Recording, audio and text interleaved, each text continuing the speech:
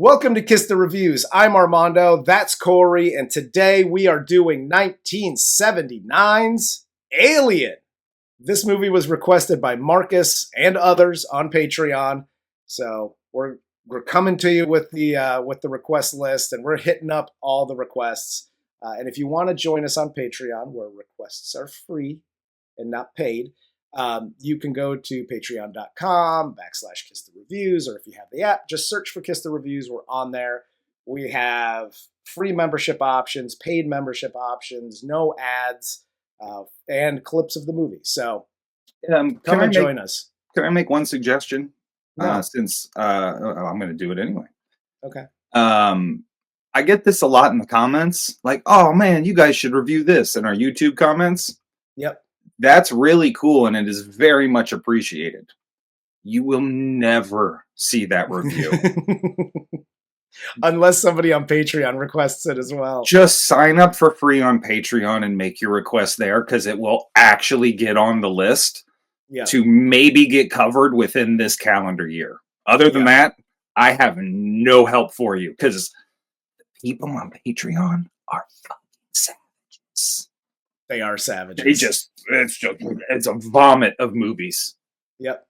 Absolutely. So join us on Patreon. It's cool. We do giveaways and other cool shit there too. So join us there. And let's get into the cast of 1979's Alien. This film stars Sigourney Weaver as Ripley, Tom Skerritt as Dallas, John Hurt as Kane, Veronica Cartwright as Lambert, Harry Dean Stanton as Brett, Ian Holm as Ash, and Yaphet Kotto as Parker. What do you say we get into plot me the actual review? Give me some plot, baby. No. I want you to plot all over my face. Oh, shit. All right. So this movie opens with 7 crew members of this commercial towing spaceship. The crew wakes up wearing mostly baggy underwear. And it's the most baggy underwear of all time. Like, their underwear in this is baggier than, like, my dad's tighty whities were when I saw him, like, walking around the house. It was a little gross. I was like, get some tighter shit on there. No, is that not a thing? Yeah, Weyland-Yutani is basically ran like the military. You are what size we say you are. End of discussion. Everybody just gets a fucking XL or a double XL. That's it. And they're all 130 pounds. Every last one of these people. That's the good news, is with the size of everyone's underwear, elastic sales on Earth are doing really well in the future. Yes. Like, elastic is booming. It is basically the entire economy. But they wake up because Mother wakes them up. Dallas goes to speak with Mother, the ship's computer, and he tells, and Mother basically says that they received this transmission from an unknown origin, and that's why she woke them up. And so Dallas has to now have this conversation with the rest of the crew. Like, hey, I know we're on our way to Earth, but in our contract, we have to investigate any transmissions indicating intelligent life. So they have to go to this planetoid thing that the transmission came from. Corey's Life Lessons. Hi, ladies. Uncle Corey. I know, like, you're still fighting for rights and all this stuff, and I can tell you right now why you aren't getting any progress made whatsoever. The only 2 women on this ship, 5 minutes after waking up, are already bickering at each other. That's not our system. I know that. You're the only 2 women right now on this entire ship and in space. And you're just like, fuck this bitch. She's trying to take my job. Like, dude. This is what happens, ladies. You need to be fighting us, not each other. Listen. I would be like the rest of these motherfuckers, because yes, they are fighting with each other, but like Parker and everybody's fighting at this point. Oh, you and I are basically the Parker and Brett of this. Oh, 100%. Because Parker and Brett are like, and it's mostly Parker, like, to start, but like, they're like, dude, can we get an equal share? What the fuck is going on? Like, we make the ship run. Now we got a detour. Like, can we talk about the fucking money involved? And they're like, wow, the contract is the contract. If I'm Parker or Brett, I'm like, well, I guess we're not working for the rest of the fucking time. Hopefully you can make this ship run. Good luck with that. Hell yes. I'll be your Brett any day, bro. I know you will. I know you got my back. That's how it would totally happen, though, because Armando would be the first one to go up to, like, the captain of the space cruiser and be like, dude, what the fuck's up with this money? Do you know how hard I've been working and you're bullshitting me now? Don't be funny with my money. No. Dude. Just be rolling fucking joints like, right. But so they get down to this planet. The ship takes some damage because of like the jagged terrain. Dallas, Kane, and Lambert go to investigate like where the signal source is coming from, while Ripley, Ash, Brett, and Parker stay behind to try to repair the ship. I love Lambert's face. Because Dallas is like, all right, it's going to be me, you, and Lambert. And Lambert's like, fuck. Just like, God damn it. Dude, Lambert is so over it throughout this movie. Like, this piece, she's like, dude, fucking really? This is a thing? And then, like, later on in the movie, she's like, let's get the fuck... There's an escape pod. Like, well, there's only a few of us. And she's like, cool story, bro. I'm one. You guys figure the rest of the shit out. We get the shuttle and just get the hell out of here. We take our chances. And... The shuttle won't take 4. Well, then why don't we draw straws? I'm not drawing any straws. But Dallas, Kane, and Lambert see that the signal is coming from an alien spacecraft. So they go inside. They find the remains of this huge alien who looks like basically something exploded from inside its body. Like, dude, it looked like Snuffleupagus had an abortion go awry. They stopped That's what it looked like. They stopped at the space Taco Bell, and this dude had a fucking blowout.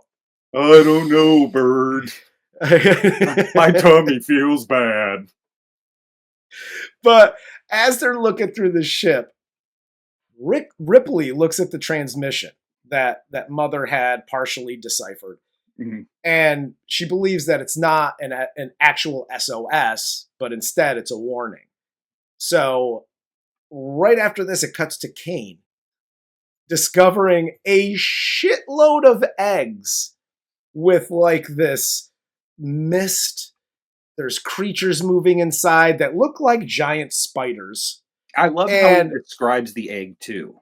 Like it's leathery on the outside. Yeah. Like just that description helps put you in there. It's almost like in, you know, a novel or in a script they'll even put that, but it's more like background for the actor. Yeah. And this was really cool to have him be like, it's real leathery and gross, which by the way, why are you touching shit, white guy? Bro. What I'm telling you right now, that was my first thought. You see this little fog, right? Over these eggs. You see the little eggs popping up through the fog. He slips, he falls into the thing, and he's like, oh shit, look at all these eggs. I'm out, guy. Listen, you're already in space, right? You already saw this gigantic alien that had a massive blowout out of his fucking chest. And now you see these eggs with little spider finger creatures in it. I'm good, guy. How fast I run out of there is like Olympic speed. And this is how you know Kane hasn't touched a titty in a long time. He's just like, oh, it's a little leathery, but it's nice. It's firm. It's leathery. It feels like a Florida tick. Like, stop pinching the top of it. Like, you like that, you dirty spider creature? What the fuck? So he sees these eggs. He touches it, fucks with it, pokes it with a stick or whatever. And this thing jumps out. attaches itself to his face. And Dallas and Lambert carry Kane back to the ship, where Ripley refuses to let them in because of possible contamination, as you do. But Ash says, like, fuck it, let's let him on board. I know you're the highest ranking member, but science and things. Ash is a fucking dick. I know it takes a while for them to bash Ash's head in, but if I'm Ripley, I grab the largest object that I can hold in my hand and I smack him in the head and I lock the goddamn door until these two, hey, you guys want to come in? You're fine. You don't got a thing attached to your face. We're good. Nope. Leave that guy and let's get the fuck out of here. What people don't understand about this scene, though, is Ripley's not letting them in because of a quarantine or company rules or any of that stuff. This is to get back at Lambert. Like, smart off of me again, bitch. I outrank you. Fucking hoe. How about you spend 24 hours outside with this fucking Kane now? Good luck. Exactly. Good luck, You bro. You want on this ship? Say pretty please. That's it. Hot shot. Do the truffle shuffle, bitch. But once they get on board, they bring Kane into like the medical area where Ash and Dallas attempt to remove this thing from Kane's face. They end up cutting one of the legs. The shit squirts acid from its leg. They try to cut through it. The acid melts through 3 layers of the ship's floor. Once this happens, I am shooting him like Spock out of the fucking back of this ship. And I'm, again, this movie, credit to Ridley Scott and the writers and everybody, because if I'm in the writer's room, I'm like, and then the acid, and it goes through 3 floors. And then what happens? And then what happens? And they get to me, and I'm like, we all fucking get the fuck out of here, and this movie's 20 minutes long. Yeah, don't make me a captain of a ship, ever. Fuck that. I'll be like, I'm a captain like that fucking Korean ferry boat captain. It's like, oh shit, we're sinking? Everybody get below deck. I'm out. I will desert you bitches. Kids. Fuck it. I will desert you bitches quicker than anything. Yep. My life is way more important. I'm already, if I'm Ripley, first off, I'm staging a full-on mutiny at this point. Because like you can only say I told you so many fucking times. Yep. And there's another version of this. I didn't realize this wasn't in like the main version, but when Lambert comes in, when they're operating on Kane, there's a scene in another version of the movie where she just full on slaps the shit out of Ripley. Really? Yeah, like they're Dallas and Ash are operating on Kane, and they haven't made the incision yet. And it's like Lambert just got out of her spacesuit, and she comes stomping down the hall where everybody's watching the operation, and she walks right up to Ripley and just slap fights the piss out of that woman. Oh Teeth shit! went flying. I've never seen. Oh yeah, it's. I didn't know if you were serious or joking. No, I'm dead ass serious. Like I didn't know that wasn't in the original movie because the version I watched, I rented, I think, on Amazon or something, and that wasn't that wasn't in the cut. And I was like, "What happened to the slap?" Yeah, like, that's one of my favorite parts. Yeah, I don't remember that at all. Yeah, women fighting, I always remember. It's hilarious because you're women. But so this is where Ripley and Ash get into it about, the company's quarantine laws, and Ash is super douchey about the whole thing. Oh, the most dismissive fucking... Okay, we're just going to put it like this. Corey's Life Lessons. Hi, anybody with an English accent. Watch how the fuck you talk to us, because you're going to get slapped. And I don't mean me and him, I mean Americans, dude. Because you pull that dismissive, pretentious shit with us, nah, dude. Sigourney Weaver would have called the cops on this guy 5 minutes ago. You were correct.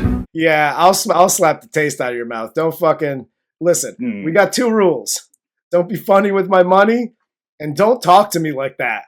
Because there's gonna be some fucking furniture moving in this motherfucker. Yeah, to quote Mike Tyson, I'll fuck you till you love me.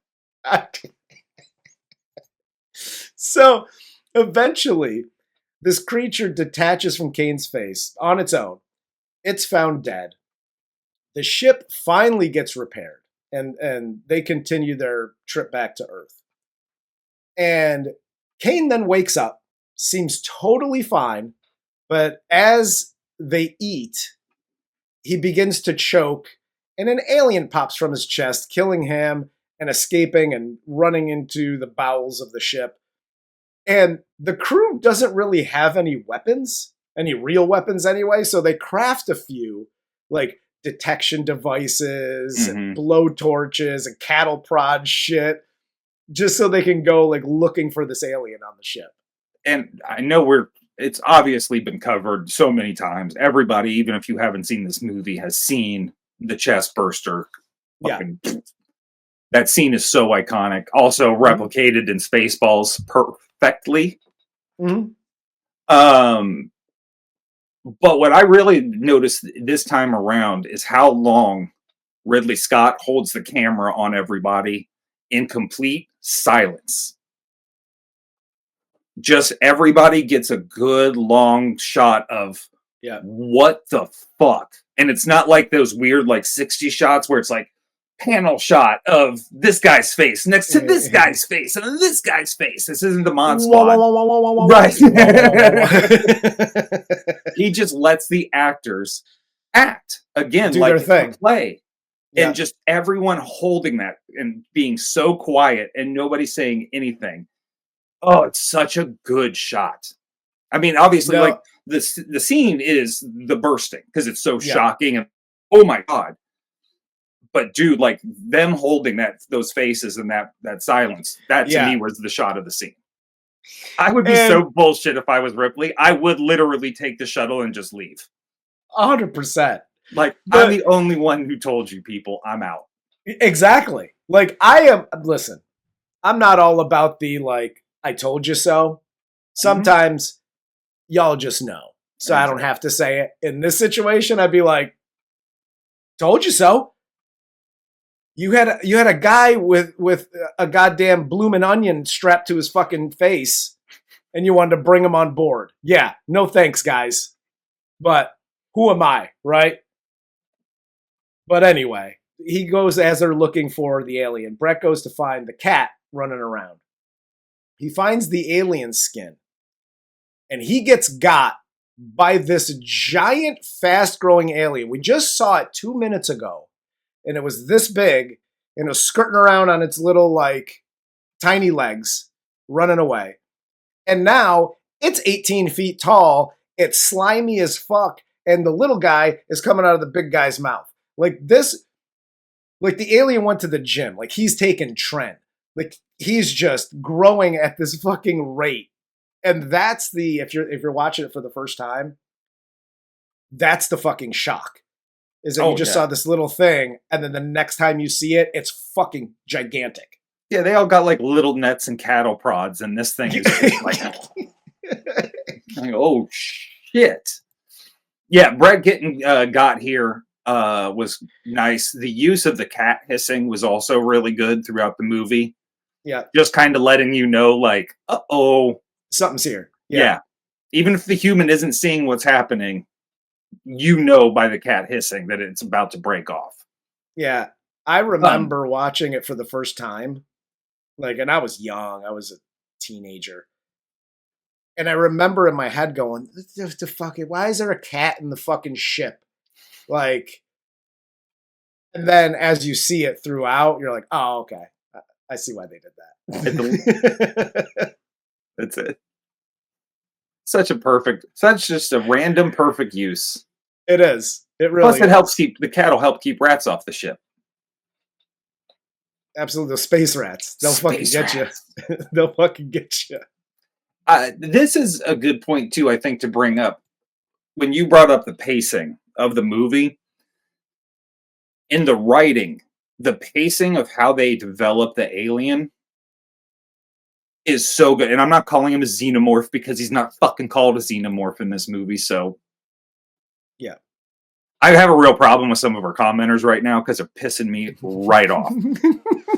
But well, actually, I'm like a white woman who didn't get the right wine at a fucking P.F. Chang's. I'm just pissed right off. But anyway, his pacing of developing the alien, because it did have that chance where you could slip into the, and then it had acid for blood, and then the chest burster, and then it grew. But by kind of developing this out slowly and letting it come into play, it helps so much more with the believability, because we're supposed to be finding this out with them. Yeah. And so oftentimes in a lot of like B movies or bad sci-fi movies, that's what they do, is like all of a sudden the human's like, I'm a veterinarian. So what you do is their heart's here and then you shoot them here and da-da-da-da-da-da. It's like, dude, it's a fucking alien, not a dog.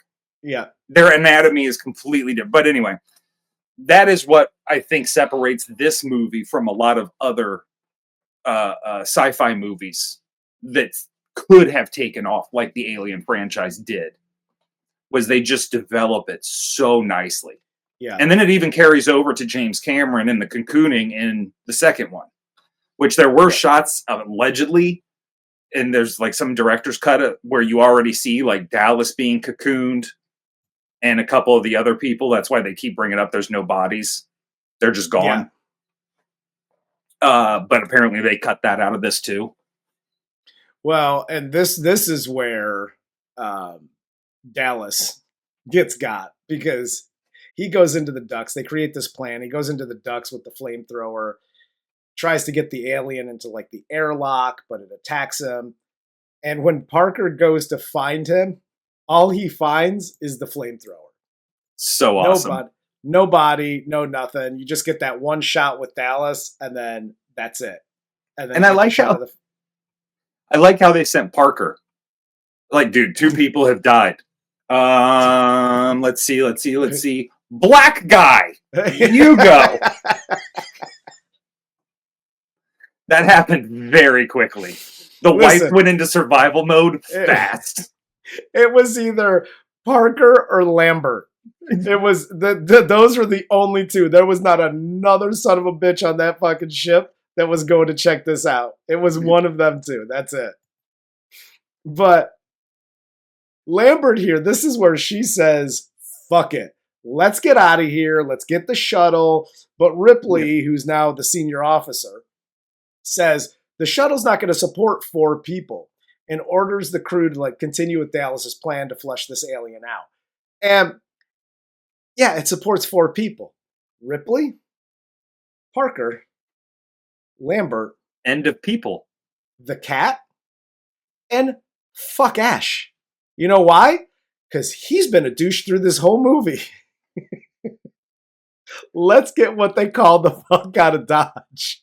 This is the one place where, and by the way, fuck the cat. That cat is not coming with me. It's like we're in an oxygen situation. Fuck that cat taking up my oxygen. I'll breathe like what was it, Danny Aiello in Harlem Nights. But yeah, I often wondered why Ash, as we find out later, obviously, what he's up to. I often wondered, going back to this scene, why he didn't just suggest, like, I'll be the hero, guys. You all get on the shuttle, get out of here. Yeah. I will man this ship as long as I can and try and find this creature, and if I can capture it, I'm going to study it. Nobody would care. Nobody on this ship likes Ash. Parker's been fucking with him the whole time. Lambert is just a crying, bubbling mess of snot at this point. She's done. And Ripley and Ash clearly do not get along. Well, Lambert is basically me, okay? From the fucking beginning of this goddamn movie. She's like, get me off this fucking ship. She wanted to take the shuttle once they woke up. Why did we wake up halfway through our journey? I'm taking the shuttle. Yeah, Lambert's attitude through most of this movie is like, I had the choice back on Earth to be a stripper or a fucking flight navigator, and I became a flight navigator, and I'm regretting it. I should have just been a stripper. Yep. Well, and this is where Ripley finds out through Mother that Ash and the company ordered Ash to return with the alien for study and to basically consider the crew expendable. And this is one of my favorite shots. Is when Ripley finds all this out and she kind of leans back and he's just like, we're done.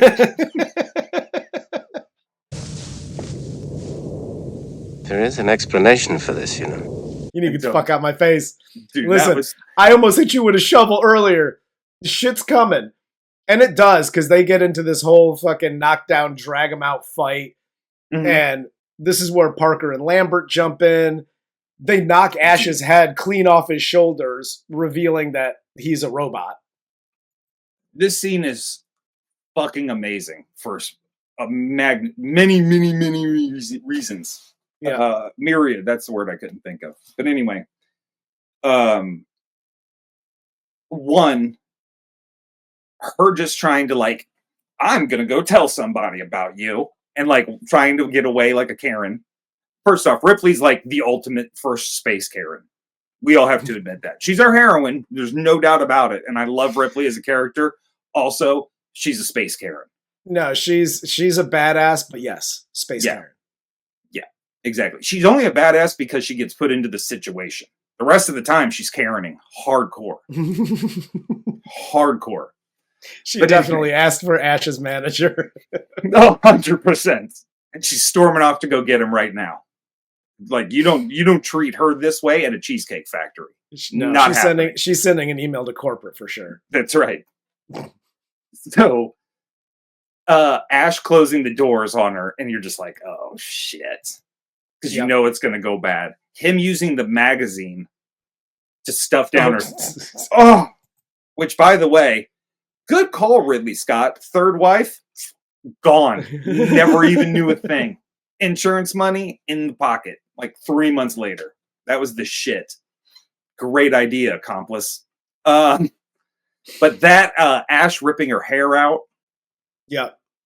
Where you're starting to see, like, why is this dude so fucking strong? Yeah. Like, this doesn't make any sense, science dork. Science dorks are as strong as I am. You know what I mean? I couldn't pull anybody's hair out by the root. Are you fucking crazy? No, not at all. Not at all. And then when Parker comes in and hits him the first time and he kind of doesn't react. Yeah. And you're like, dude, Parker's a whole lot of man. Yeah. Hitting him with a fire extinguisher. I'd fold like a cheap suit. I'd be like, my head would have popped off like Ash with the first hit. Well, my favorite. I don't look like one of those squeeze dolls when their eyes bug out and shit. Oh! My favorite part is afterwards. So they knock his head clean off his shoulders. He's all like, oh, it does not compute. Beep, boop, boop, boop. And he's got milk for blood, which is just gross. They reanimate his head. And okay, this is how you know he's a fucking android or he's just a dick.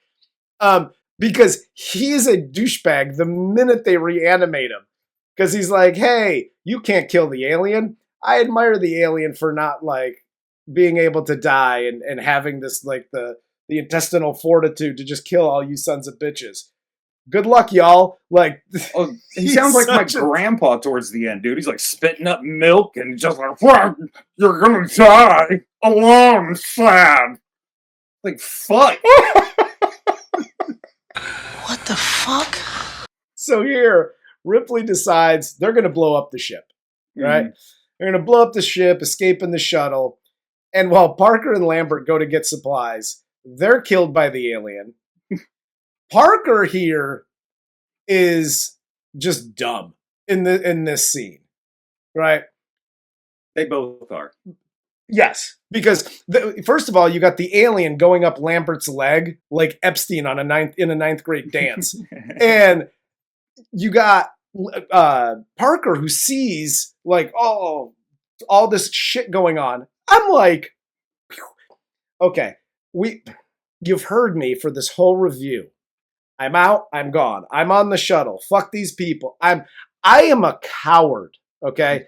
So I give all these people credit, like, let's fight the alien. Maybe I can kill it now. No, you're not going to kill it. Okay? You had flamethrowers and cattle prods. You're going to kill this thing with like a hairbrush? Get the fuck out of here. What are we doing? Yeah. Just run. People who run stay alive. This is the hubris of human beings.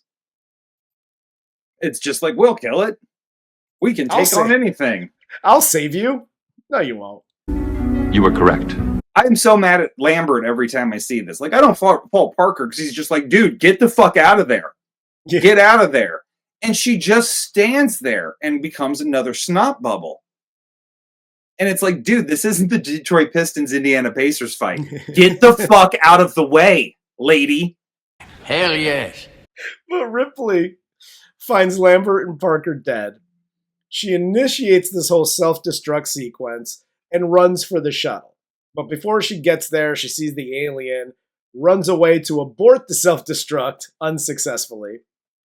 She runs back to the shuttle, finally gets there with Jones the cat. And with 1 minute left until self-destruct, Ripley gets into the shuttle, finally gets away, just as like the ship explodes. And this is where she discovers that the alien had stowed away. So she's preparing for stasis. She's in her tiny ass underwear.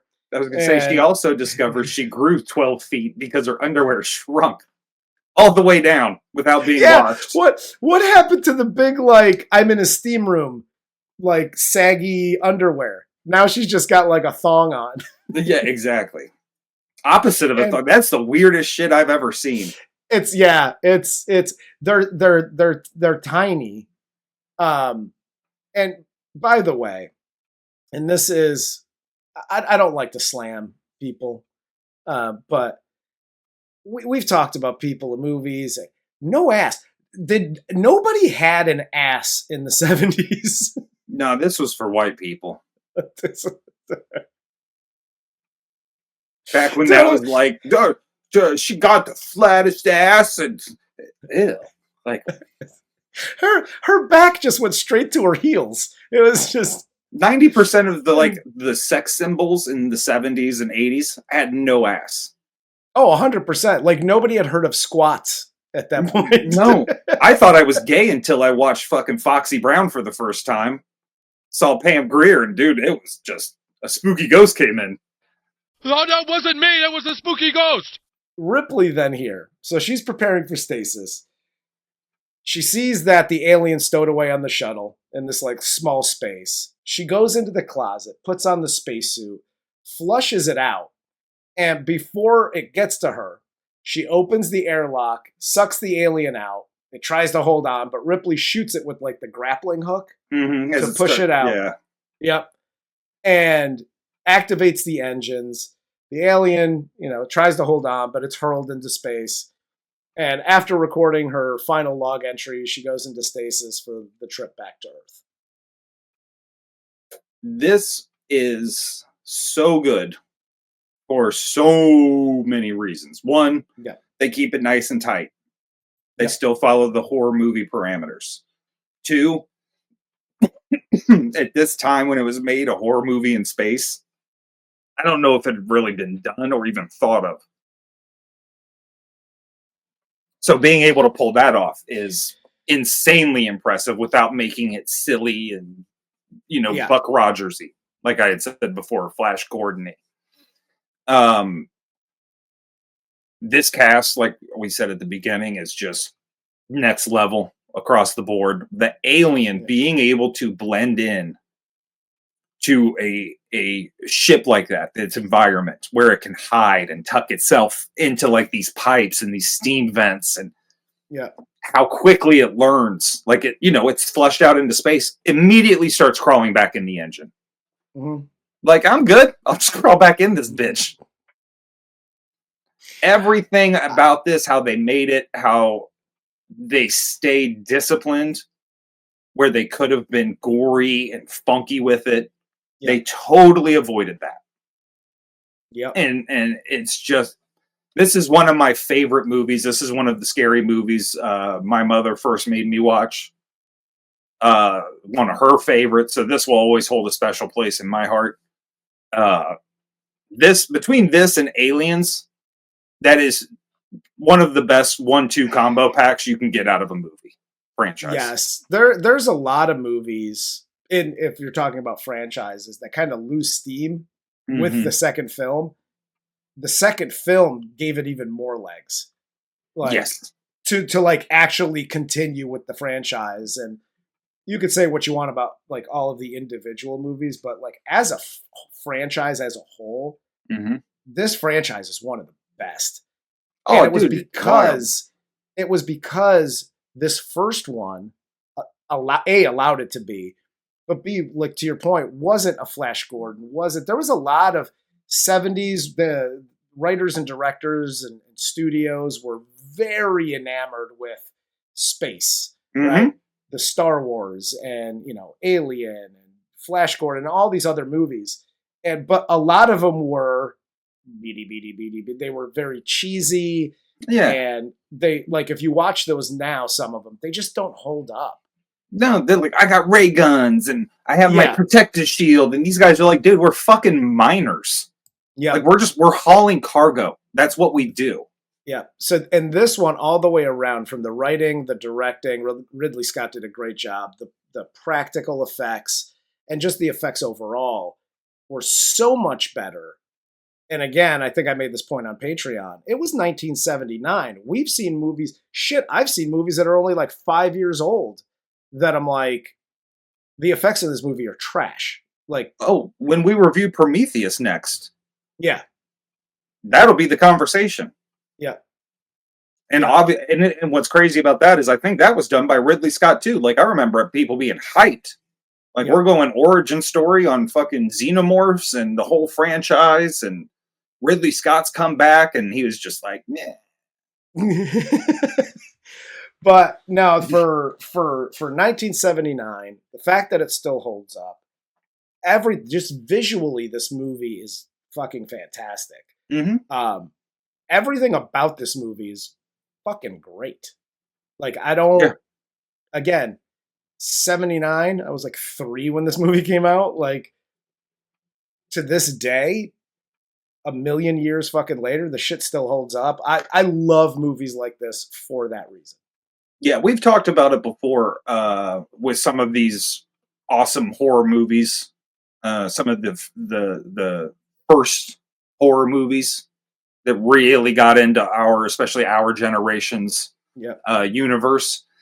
This is one that I think you could introduce your kids to as their first horror movie. Like, this is one of those where it still holds up. It'll still keep their interest. It'll still scare them. But they're not going to see fucking people's intestines falling out.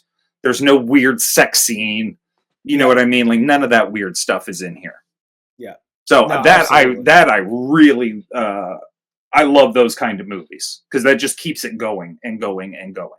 Same. Which, by the way, I'll close my little segment with this. Where the fuck is it? I had a request from one of my cousins to read to their kids, like children's books and shit, because they're like, I'm sick of reading books to my kids. You know what I mean? Like, let them hear somebody else. So the book I chose to read for them, and they're very young, like not school age yet, obviously. I got them. A is for Alien, and it literally describes the entire Alien plot. That's great. It's fantastic. I didn't even know that existed. Yes. God is good. Well, shit, we'll end it there. We could do that. Yeah, that's all I got, I think. How about that? Good job. All right. Well, on that note, where are you? There? I'm here. For Corey, I'm Armando. This is Kiss the Reviews, and this was 1979's Alien.